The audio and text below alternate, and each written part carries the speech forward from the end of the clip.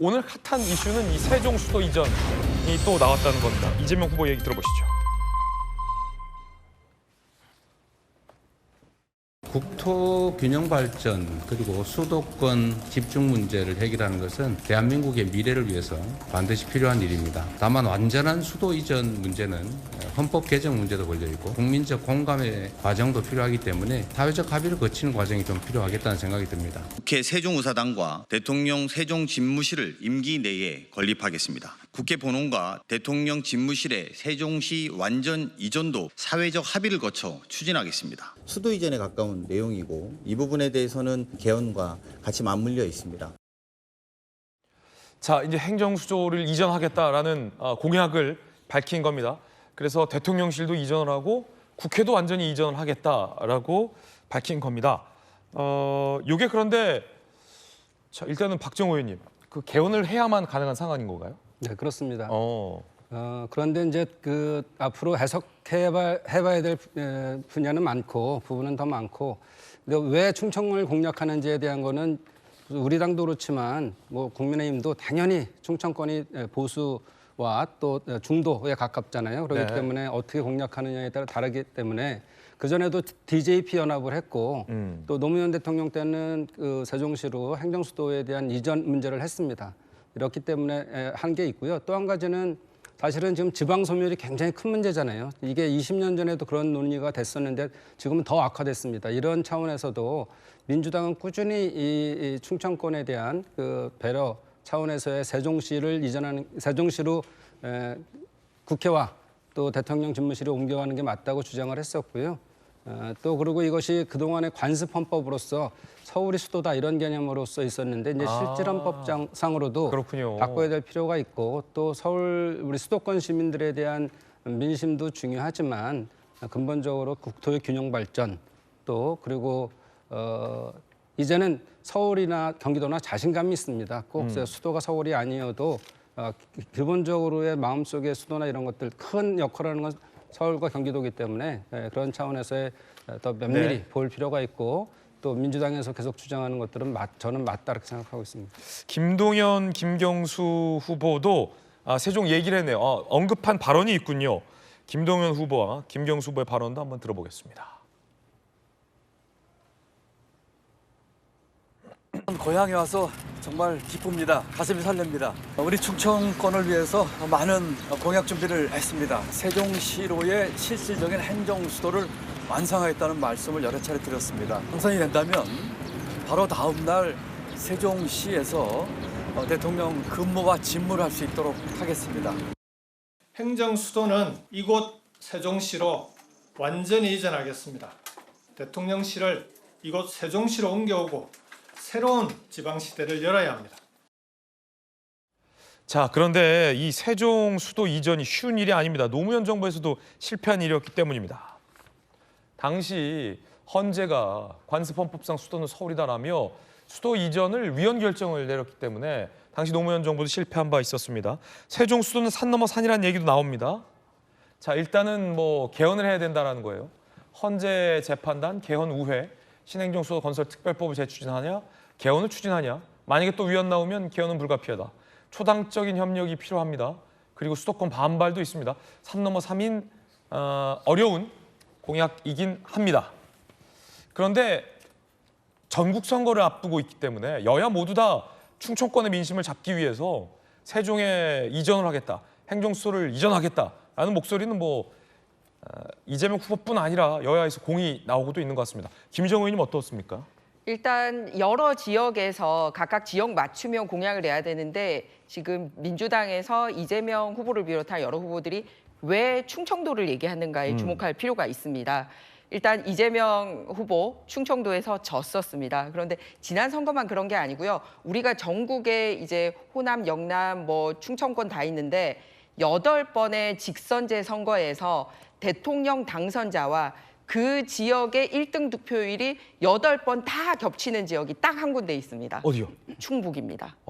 그러니까 다른 지역은 예를 들어서 서울에서는 이겨도 본선은 지거나 네. 예를 들어서 광주에서는 이겨도 지거나 부산에서는 이겨도 지거나 이런 식으로 그 미스매칭이 될 수가 있는데 충북만 유일하게 충북에서 1등하면 무조건 대통령 선거 전체 1등을 하는 거예요. 8번 다. 그렇군요. 예, 유일합니다. 신기하네요. 그 충북에서 이기면 대통령이네요. 네, 그렇습니다. 그래서 어떻게 보면 민심의 바로미터라고 할 수 있는데 그 중에서도 가장 정확한 곳이 보니까 충북, 청주, 흥덕구더라고요. 청주의 흥덕구. 예, 그래서 네. 그러니까 그러다 보니까 포괄적으로 그럼 충청의 상징적인 도시인 이제 세종에 대한 공약을 하게 되는 겁니다. 사실 윤석열 대통령 같은 경우도 제2 집무실이나 국회 본원 등을 공약을 했고 이제 일부 추진하고 있는 상황에서 이제 임기를 그만두게 됐는데요.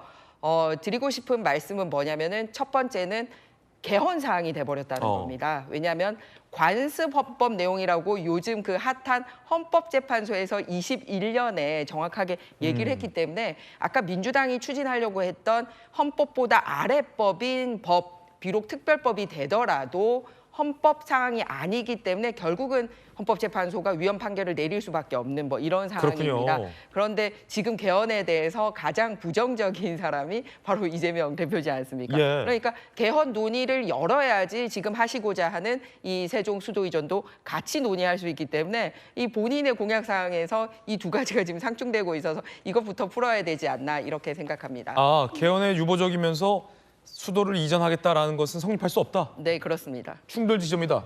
박 의원님. 그런 차원에서도 이번 충청권에 가서 세종시로 대통령 집무실 옮기고 수도 옮기겠다고 얘기한 거는 좋은 계기가 되지 않을까 싶습니다. 개헌을 향한. 예, 그래서 지금 이재명 당대표 시절에 계속적으로 얘기한 것 중에 하나는 개헌을 안 하겠다는 것이 아니고 네네. 개헌을 하되 지금은 시간이 없으니 원포인트 필요한 부분들은 개헌을 하고 또 대통령이 되고 나서는 뭐 지방선거도 있고 여러 가지가 있기 때문에 그때 할 수가 있거든요. 시간적인 여유를 가지고 개헌을 기왕이 할 건데 정확한 개헌을 하자는 것이고 다시 말씀드리지만 저렇게 세종시로 옮겨가는 것이 개헌 상황이라면 개헌의 의지를 간접적으로 표현한 것도 아니겠습니까? 네. 이렇게 볼 수 있습니다. 그런데 이 대통령 집무실이 걸려 있어서 당장 이번 조기 대선에서 당선된 대통령이 어디로 갈 거냐의 문제도 있어요. 그러니까 용산 대통령실에 들어가겠다라는 후보들은 잘 없는 것 같고 그렇다고 청와대로 다시 되돌리자니 관광객들 대기가 지금 줄 서 있고 그러면 정부 청사를 가자니 이 보안상의 문제가 있고 세종으로 가자니 위헌이라고 하고 어디로 갑니까? 지금 이재명 대표가 띄운 저 세종 수도 이전 문제는요. 양쪽을 다 지금 노린 거예요. 그러니까 지금 말씀하신 지금 용산 대통령실 옮겨가지고 파면대에서 나간 윤석열 대통령에 대해서 계속 프레임을 씌우는 겁니다. 용산은 절대 안 들어갈 거야. 용산은 터가 안 좋아.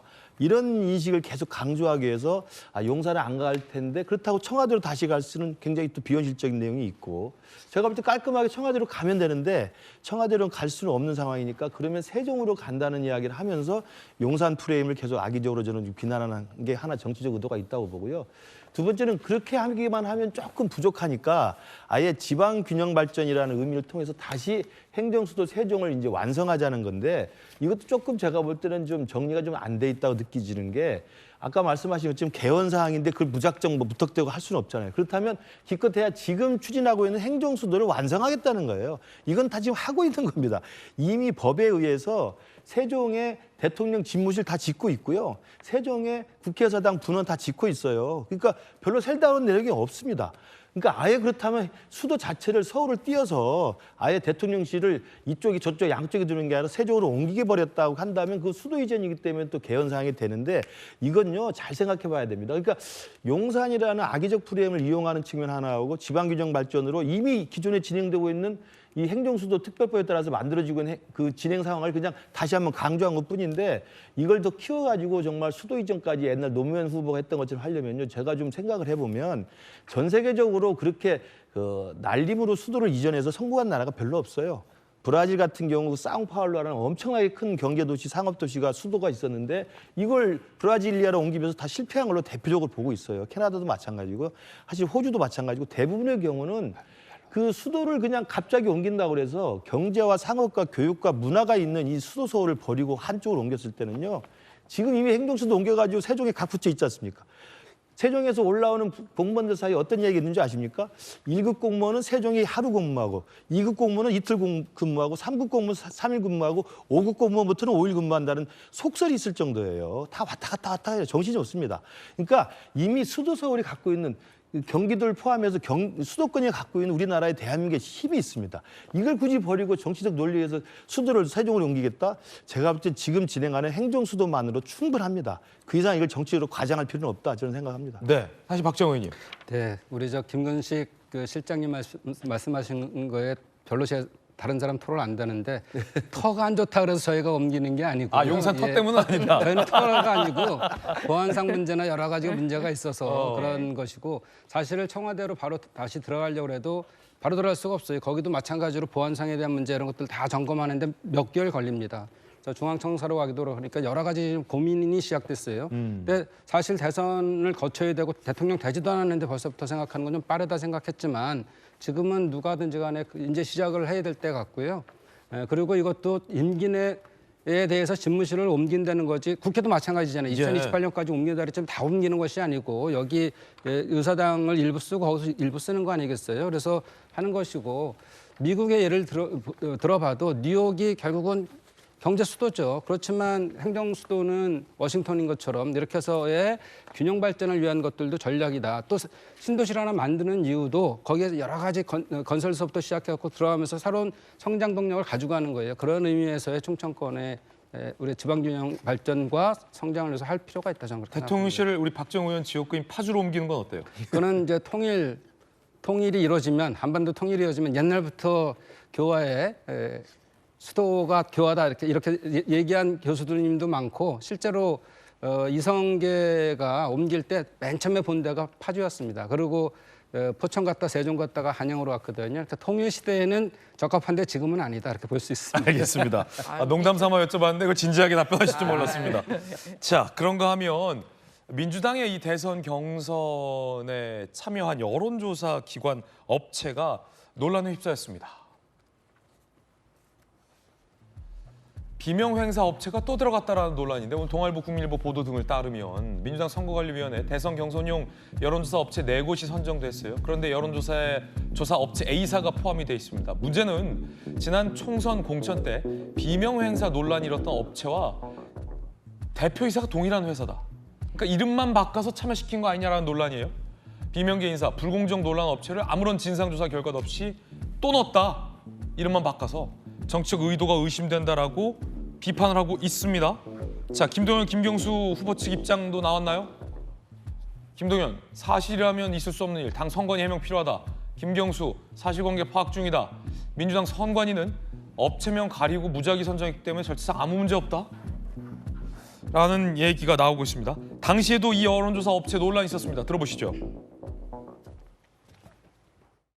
필요에 따른 여러 가지 조사들이 있을 텐데 제가 개별적으로 다 파악할 수는 없지만 저는 이게 일상적으로 해오던 정당 내의 조사 업무인데 그걸 과도하게 예민하게 생각하시지 않아 주셨으면 좋겠다. 지금 정체불명의 여론조사라든지 하위 20% 이런 문제들에 대해서 정확하게 좀 진상을 파악하고 거기에 대해서 책임도 묻고 해야 된다. 의원들이 아주 울분에 차서 이야기를 많이 했는데 지금 당 지도부가 상당히 상황을 잘못 바라보고 있고 친문이다 비명이다 이런 사람들을 제거하는 것에 골몰하고 있는 거 아니냐. 당시 총선 때 이른바 비명 의원들 중에 박용진 전 의원이 하위권 평가를 받게 됐고 여러 이제 여론조사에서 의외의 결과, 그러니까 굉장히 선전할 것으로 예상됐던 비명계 의원들이 우수수 다 낮은 점수를 받게 됐는데 당시 이제 의혹이 있었던 겁니다. 그 중심에 이 이른바 이 비명계 의원들 표현에 따르자면 정체불명의 저 여론조사 업체가 들어가 있던 것 아니냐라는 논란이 당시에 있었는데 이번에도 저 업체가 이름만 바꿔서 들어가 있다라는 논란이에요. 김정우 의원님 어떻게 보십니까? 일단 같은 여론조사 회사인 걸로 의심하는 게 대표 이름만 같은 게 아니고요. 실제 등기부 등본을 보니까 예전 회사 이름도 똑같이 바꾼 걸로 나오고 있습니다. 그렇구나. 그러니까 사실상 같은 회사라고 보면 되죠. 그런데 지난번 총선 때 선거관리를 총괄했던 정필모 선거관리위원장이 이 여론조사 업체 때문에 허위 보고를 받았고 속았다라고 얘기를 하면서 의원총회에서 그 선관위원장직을 사퇴했던 적이 있습니다. 선관위원장직을 던졌었죠. 네, 그러니까 그냥 개개인의 의원들의 이 항의나 비판 정도에서 그치지 않고 선거관리 전체를 담당했던 민주당의 핵심 위원장이 그만둘 정도로 굉장히 문제가 됐었다라는 겁니다. 그러면은 그 이후에 해결이 잘 되었느냐? 당시 이재명 전 대표가 이 부분에 대해서 조사를 하고 처리를 하겠다라고 발표를 했거든요. 근데 지금 총선 끝난 지 오래됐는데 그 이후에 이 사실관계가 어떻게 됐는지 이 업체하고는 어떤 조사가 있었는지 일체 발표를 한 게 없습니다. 그래놓고서 이번에 다시 등장을 한 거예요. 그러니까 사실 지금 이재명 대표 같은 경우는 가만히 있어도 1등이란 게 명확한데 경선 룰을 바꾸지 않았습니까? 원래 국민 100% 해야 되는데 이렇게 50-50으로 거꾸로 바꿔서 한 번 공분을 산 바가 있는데 그 바꾼 것을 수행하는 회사조차 이렇게 문제 있는 회사를 등장시키는 게 이상하다. 그러니까 이재명 대표 같은 경우는 그러지 않아도 사법적 리스크 때문에 준법 의식을 지금 의심받고 있는데 당내에서까지 이렇게까지 무리수를 서서 그 업체를 데리고 올 수 있을까? 그리고 이 업체를 몰랐다라고 얘기하는 건 말이 안 되는 게 선관위원장이 그만둘 정도로 문제 있는 업체였다라는 것과 그리고 두 번째는 당대표가 조사해서 결과 발표를 해라라고 했기 때문에 굉장히 집중해서 보고 있는 업체일 거란 말이에요. 그러니까 실수로 들어왔을 가능성은 거의 없어 보입니다. 그래서 이 부분은 이재명 그 대표님이 지난번 결과 어떻게 됐는지 명확하게 답을 할 차례지 않나 이렇게 생각합니다. 민주당에서는 이 무작위로 추첨했기 때문에 여론조사 업체 선정에 문제가 없다. 그대로 간다라는 입장입니다. 자, 양태종 변호사님, 당시에 배제가 됐었던 건가요? 제가 기억이 좀 가물가물한데 총선에서. 그러니까 당시에 뭐 배제가 됐던 건 아니고요. 이제 다만 이제 뭐 여러 가지 좀 이제 불만을 가지신 분들의 좀 목소리가 나오니까 이제 업체가 자진해서 그냥 자기는 빠지겠다고 해서 빠진 상황인 거죠. 그러니까 사실 이 여론조사 업체가 이제 들어가기 위한 여러 가지 자격 요건들이 있는데 사실 그 요건 뭐 그 여론조사 수행원의 규모라든가 뭐 이제 지금까지 업력이라든가 그런 걸 사실 충족한 업체가 생각보다 많지 않습니다. 그렇기 때문에 이제 그런 자격을 뭐 이제 익명으로 해서 입찰을 했고 그중에서 추첨을 통해서 뭐 특별히 제재받았거나 무슨 뭐 여론조사 무슨 뭐 결과를 조작했다는 뭐 그런 위반이 있던 사항도 아닌 몇몇 뭐 의혹이라 불만이 있다고 해서 자격이 있고 추첨을 통해서 선정된 업체를 배제하는 것 자체가 또 불공정이 될 수 있거든요. 네. 사실 그래서 이거는 뭐 어쨌든 뭐 선거관리위원회에서 뭐 한 명이 결정한 것도 아니고 위원회 통해서 뭐 이제 부적격 문제가 없다고 발표가 됐으면 그리고 그 이후에 여론조사가 공정하게 수행되는지를 계속 모니터링을 하는 게 중요하지. 과거에 뭐 조금 뭐 악소문이 있다고 해서 그것만으로 배제하는 것 자체가 오히려 불공정이 아닐까 생각이 듭니다. 근데 그 빼는 것도 문제지만 일부러 넣는 것도 문제인데 지난번 총선에서 민주당에서 이 업체가 탈락을 했었습니다. 그런데 뒤늦게 이 업체를 끌어들였기 때문에 민주당 선관위원회가 이거를 문제를 삼았었던 거거든요. 그러니까 탈락한 업체를 굳이 끌어들이고 그런데 그 업체가 한 조사는 주로 비명계들에게 불리한 여론조사였다. 그리고 이재명 전 대표가 윤리감찰 지시를 했는데 여기에 대한 얘기는 없고 이번에 다시 들어왔다. 이거는 사건이 지금 한 번 일어난 게 아니라 지난번 총선 때부터 몇몇이 이렇게 몇 번의 사건으로 연속되는 업체이기 때문에 국민들에게 충분히 공정성을 그러니까 그 나머지 후보만 의심받는 게 아니라 국민들이 보기에도 좀 의아하지 않나 이런 생각입니다. 네, 제가 다른 차원에서 좀 얘기해 볼게요. 그 대선, 지선, 총선을 거치면서 계속적으로 그 민경욱 전 의원이나 그 황교안 전 총리가 불법 선거에 대한 논의를 계속했어요. 그럼 결국 그러면서 윤석열 대통령이 그 유튜브에 빠져서 선관위에 군대 보낸 거 아니겠어요? 헌법기관에. 이러다가 보니까 결국은 정부까지 무너졌어요. 그런데 이제 우리 당은 박용진 의원이나 여러 의원들이 그 당시에 이거 불만 있다 했지만 지금 얘기를 안 하잖아요. 그래서 그 승복을 하잖아요. 그리고 또 두 번째 다시 볼 것은 우리 그 다른 후보들도 이후에요. 만약 그렇다면인데 그런 게 나오질 않았어요. 이거를 네. 과도하게 해석하는 건 더 문제가 있다 이렇게 보고요. 또 그다음에 지금 여론조사 사용으로 보면 엄격한 차이가 있습니다. 2위, 3위 후보들하고 누가 2위, 3위인지 모르지만 그런데 그런 차원에서 일부러 그걸 업체를 집어넣어서 조작하려고 그런다. 이거는 어불상설입니다. 예, 당시에 이 동아일보 보도를 보면 비명계 의원이 현역인 지역에서 현역 의원을 배제한 채 여론조사를 돌린 게 논란이 됐었던 이 업체입니다. 동아일보 보도에 따르면요. 자, 어쨌든 이 업체 논란도 계속 이어지고 있고요. 민주당에 문제가 없다. 무작위로 선정했기 때문에 절차상의 특혜를 준 것이 없다라는 해명도 함께 전달해드리겠습니다. 자, 그런가 하면 이 검찰 개혁 논란도 다시금 부상하고 있습니다. 검찰총장을 이 공소청장으로 격하시키는, 검찰을 해체해서 공소청으로 이 격하하는 방안을 이재명 후보 측에서 검토하고 있다라는 보도들이 나오고 있습니다. 이재명 후보 본인의 얘기에도 과거 있었습니다. 들어보시죠. 저는 검찰 수사권 문제는 어쨌든 기소하기 위해서 수사하게 허용해서는 안 된다. 수사와 기소를 분리를 해야 돼요. 그러니까 수사기관끼리도 서로 견제해야 돼요. 저는 공수처를 대폭 강화할 생각이거든요. 지금 검사가 너무 없어요, 공수처 안에. 검찰은 이 해체하겠다. 사실 지난 문재인 정부 때부터 검찰 해체를 기치로 내걸어 왔습니다. 거기에서 더 연장선상에서 검찰을 아예 이 공소청으로 격화시켜서 검찰청장을 공수청장, 그러니까 검찰이 아예 수사할 능력이 없게 개편하겠다라는 얘기가 이재명 후보 캠프 안팎에서 나오고 있는 건데 여당 반응은 어떨까요? 들어보시죠. 지난 15일 이재명 후보가 한 유튜브에 출연하여 자신은 인생사에서 누가 저를 괴롭혔다고 보복한 적이 한 번도 없다라는 발언을 했습니다. 어떻게 이렇게 천연덕스럽게 눈 하나 깜짝하지 않고 거짓말을 태연하게 할 수 있는지 이재명의 세계관을 연구해보고 싶습니다. 이재명 대표는 인생 자체가 보복이었습니다. 게다가 이재명 대표는 검찰을 해체하여 공소청과 수사청으로 분리하겠다고 공약했습니다. 공약 자체가 자신을 수사한 검찰을 둘러 찢어버리겠다는 보복 예고 입니다. 반면 공수처는 대폭 강화하겠다고 했습니다. 발상 자체가 대규모 정치 보복을 위한 빌드업일 뿐입니다. 그러니까 이 검찰 해체하고 공수처를 확대하겠다라는 게 이른바 당했던 걸 지금 보복하는 정치 보복 아니냐. 여당에서 이렇게 지금 비판을 하고 있습니다. 이른바 검찰 해체 논란. 여러분은 어떻게 생각하십니까? 자, 일단 김규식 교수님. 예. 이 공소청과 수사청으로 나눠가지고 검찰총장이라는 이름이 사실 없어지는 거잖아요. 이건 여러분들 다 기시감이 들겠습니다만 문재인 정부 때 했던 사법개혁의 완성판이었습니다. 그러나 결국 이제 실패는 했죠.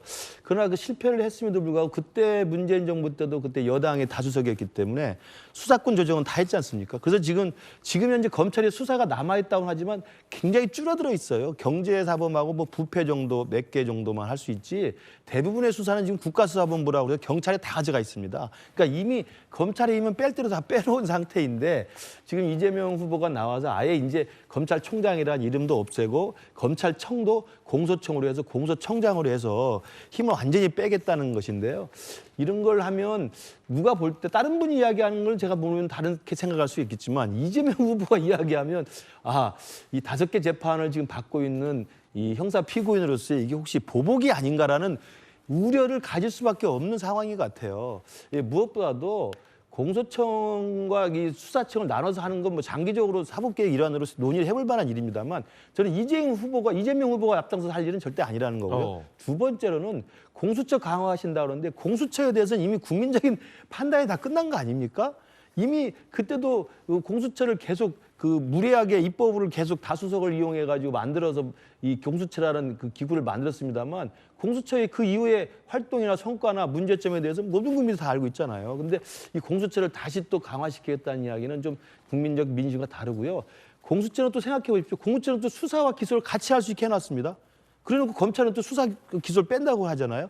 저는 이런 것들도 그냥 즉흥적으로 본인에 대해서 어떤 그 악감정이 있는 어떤 기관들을 좀 해체하려는 게 아닌가라는 그런 우려를 갖게 한다고 생각합니다. 박정호 의원님. 네, 노무현 대통령 때 평검사와의 대화를 했죠. 그때 핵심이 검찰 개혁이었습니다. 우리 민주당은 꾸준히 검찰 개혁을 한다는 거를 주장을 했던 거고요. 지금 검찰이 공소권과 수사권을 다 갖고 있으면서 무소불위의 권력을 휘둘렀었어요. 그러다 보니까는 이것은 결국은 견제와 균형이 있어야지만 부패하지 않는다는 사실을 생각해서 가는 거고, 그다음에 중요한 게 지금 저 공소청장이라고 하면은 결국은 반대쪽으로 수사청장으로 올라가는 거 아니겠어요? 그렇게 되면은 공소와 그러니까 수사에 대한 걸 균형을 맞추는 거다 이렇게 생각되는 거고요. 아까 한 가지 권성동 대표가 말씀하신 것처럼 이재명 대표의 인생이 보복 그 자체다. 그러니까 맞습니다. 근데 거기에 뭘 붙여야 돼요? 보복 당한 거 그 자체다 이렇게 표현해야 될 것 같습니다. 네.